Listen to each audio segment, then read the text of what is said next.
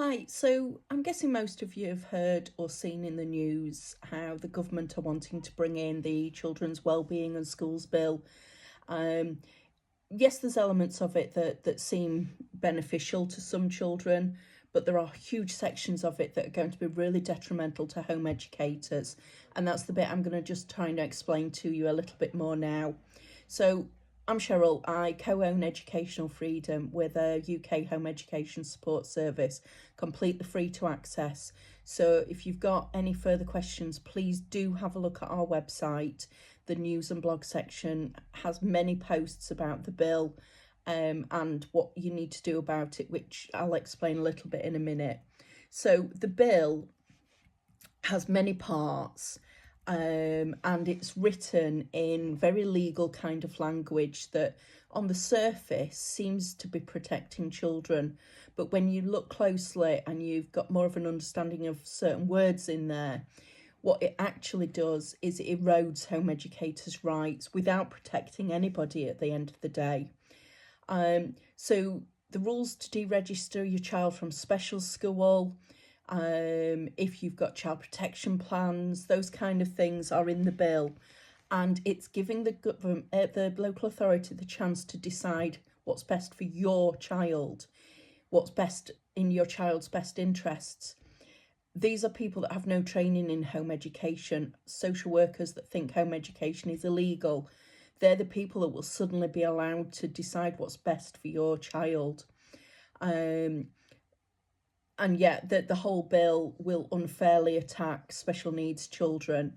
So it really is important that you try to read in more detail than I can explain on here.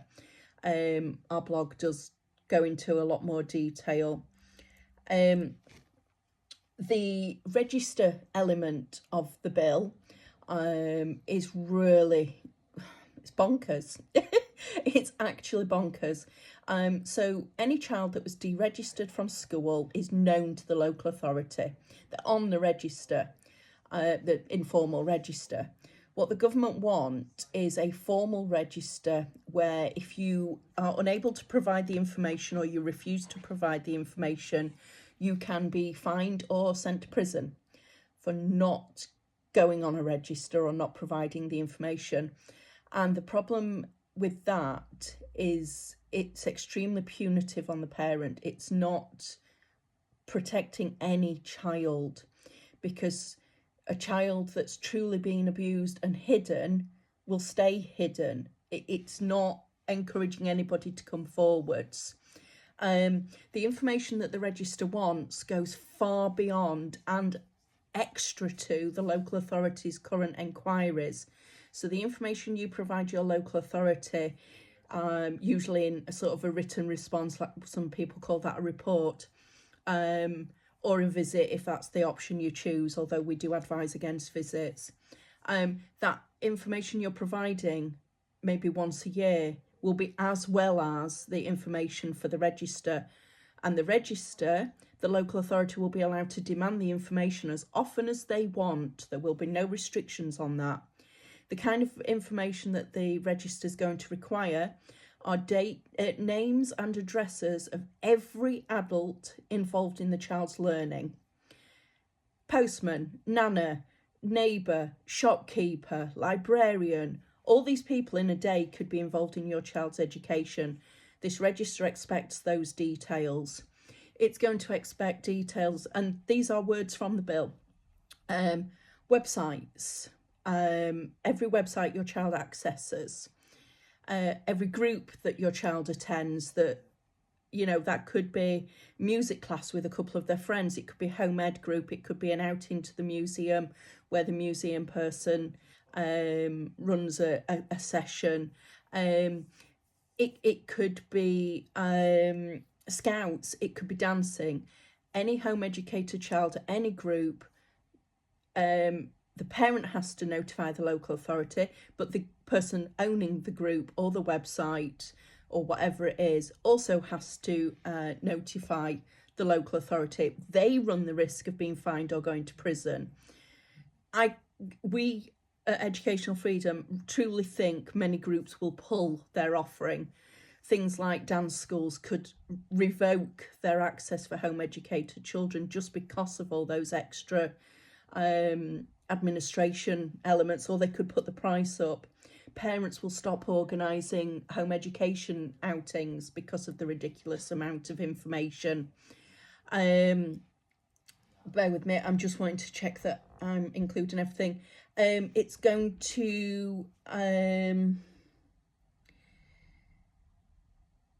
so what the amount of data that it's going to require, if you can't provide that, so if you're an unschooler, if you're child-led, so, you know, if your child is using dozens of websites a day, 20 different activities a week, you cannot provide that information annually, 6 monthly, monthly. It is going to be so much information. And what this register will do in effect is ban any style of home education that is not fully structured and timetabled.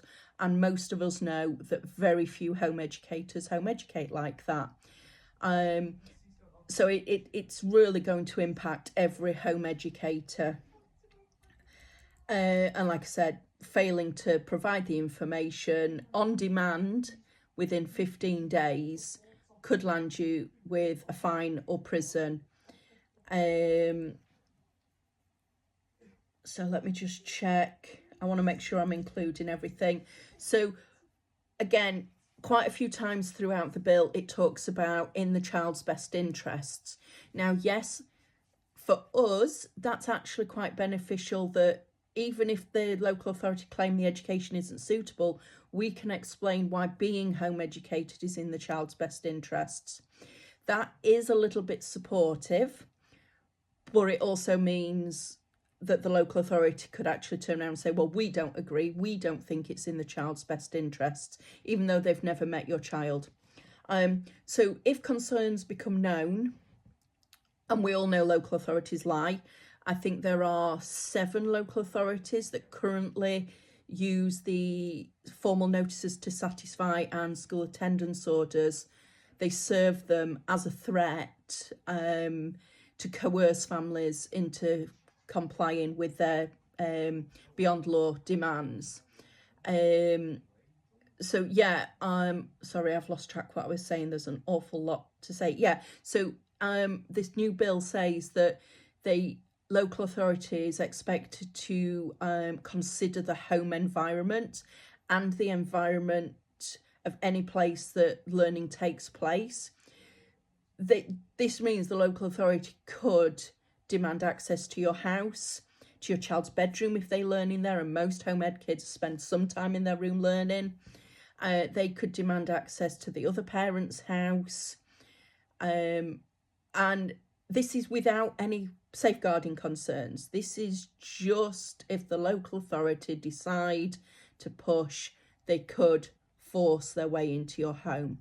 And for special needs kids, adults with autism, anxiety, it really could have a massive, massive effect.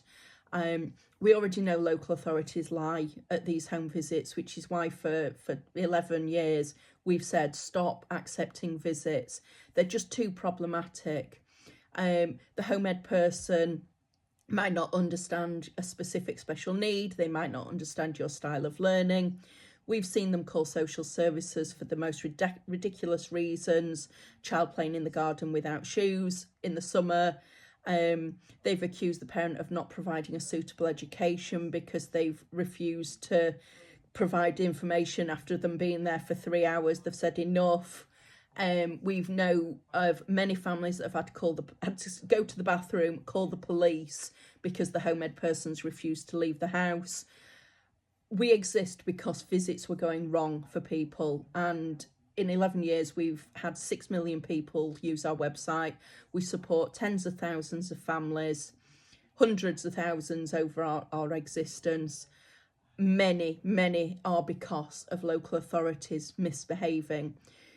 This bill just gives them so much more freedom to cause so much more harm and to decide what's right for your child. Your child's voice, your voice is nowhere to be heard in this bill. And we expect this bill to coincide with new home ed guidance, which will be statutory, we expect, which means there's no, oh, well, it's just a suggestion. The new bill, the new guidance will be the local authority must do. And we need to stand up now. As a community, all 100-odd thousand of us, that 100-odd thousand currently home educated children, every parent, both parents, the older children, they all need to get their voices heard. So I'm just going to quickly check. What I'm referring to at the moment is the written information on the Educational Freedom website under the blog and news section. It's all about the bill. There's a dozen posts. The newer ones tell you what's happening right now. So we've passed the second reading in Parliament, which means what we need to do now is write to the MPs, but many of them are not replying. So if your MP is on the scrutiny committee, which the link is on our website to see who, you need to write to them urgently. And you need to, everybody needs to write to the scrutiny committee. Again, the details are on our website. There's no template because at this stage, it has to be personal. It has to be in unique communication, unique email. And we really do only have a week, 2 weeks, maybe 3 before the committee go, whoa, this is a lot, we're shutting the communications. They don't have to leave it open until I think the 11th of February. They can close it before then. So let me just, so one of the things with the bill is there's very little restriction on what the local authority can do with the new rule. Everything will be specified in secondary legislation, and the problem with that is that secondary legislation doesn't go through this process. It's so quicker and easier to pass a new rule. So it's really important that we reiterate that any rules should be in the bill, not secondary legislation, so that, you know, they can't just make things up as they fancy. And talking about that, one of the things in the bill is the information for the register is quite specific. The bill does detail that, but then one of the last things it says is, and any other information the local authority wants to gather. Any other information. That is giving them complete free rein to demand all sorts. It's not fair. It's not protecting anybody. For those that are going to reply and say, oh, but children need to be protected. Just to give you an example, poor Sarah that was murdered. Yes, they deregistered her to home educate, but social services and school already had concerns. They had done for years. The minute she was deregistered, school should have contacted the home ed department and said, we are gravely concerned about this child. Home education should have contacted social services, and within hours, they could have had her out of the home or on an emergency court order to be back in school. That's current rules, current legislation. They could have protected her. This new register won't change that. She will still be known to home education. That's it. Everybody failed her. The bill wouldn't have changed that. I don't know what else to say on that. And I know everybody keeps saying, oh, but it'll protect children. It won't. That not a single case that I've heard of, and we keep a close eye on these things, not a single case would it have made a difference. Every single time a child is harmed, or worse, it's because somebody failed to check on them when they were already known. There's no evidence to say home educators are abusers or neglectful. In fact, we're prone to social services referrals. There's evidence to show that we have a higher percentage of referrals. Yet the actual cases that come from those referrals are far fewer than school children. It's because those referrals are usually malicious. The bill also talks about support for home educators.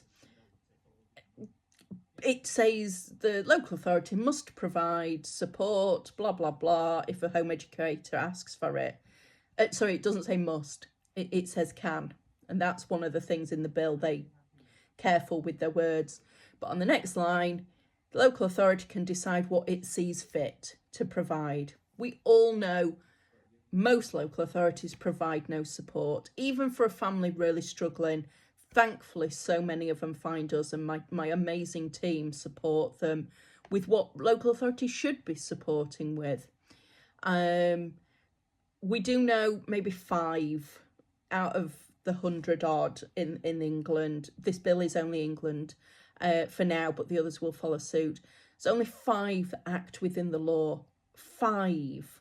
So that's all the others that lie, deceive, misquote the law, claim duties they don't have, they overstep, they don't provide any information, or the information's out of date. Only 5 are currently trustworthy. And only a couple of weeks ago, one of the ones that was trustworthy stopped being trustworthy because of a change of staff who came in and called themselves monitoring assessment teachers. And the new rules within that department were that they would bang on doors. They can't be trusted with the current legislation they have. So yeah, this bill is bad, really bad, and it will affect those in school and those currently home educating. So educationalfreedom.org.uk, the blog and news section, the newest couple of posts, we talk you through how to write to your MP, how to write to the scrutiny committee, and the main points in the bill. We have a copy of the bill with our annotations on them. And we have a post in layman terms if the whole thing is overwhelming and freaking you out. Any response is better than no response. If you're not able to go through the bill line by line using our annotations, and you're not able to go into that much detail, that's fine. But just pull out 1 or 2 points, or just an overview of why it isn't good, why your local authority oversteps, how it won't protect children, how it will stop you from home educating in the way you want to home educate. What we hope will happen is that they'll remove most of it. We're not so sure it will, but we're hopeful. And best case scenario, they leave in the register, but it just formalises what they currently have from informal inquiries, and it won't give local authorities any more rights than they currently have, and that they won't be allowed to decide what's in your child's best interests. Sitting with your head buried in the sand going, this won't affect me, I'm too scared. Please try to do something. You can email us if you are really struggling, if you've read our post and you still can't understand it, and one of us will try our best to help you. But we can't provide templates at this stage. Don't use a template, don't copy somebody else's. It will be ignored if your MP sees 2 of the same letter. At the earlier stages, yes, a template was fine, but at this stage, it needs to be personal. The scrutiny committee needs individual responses, both parents if you can, and each child if they can, preferably from separate email addresses. So yeah, sorry, that's nearly at 20 minutes. I didn't mean this to go on that long, but please get in touch with us if you're not sure, but use our website, blog and news section to find out what's happening, what the wording is, and how it'll affect you. And we're here if you've got any questions.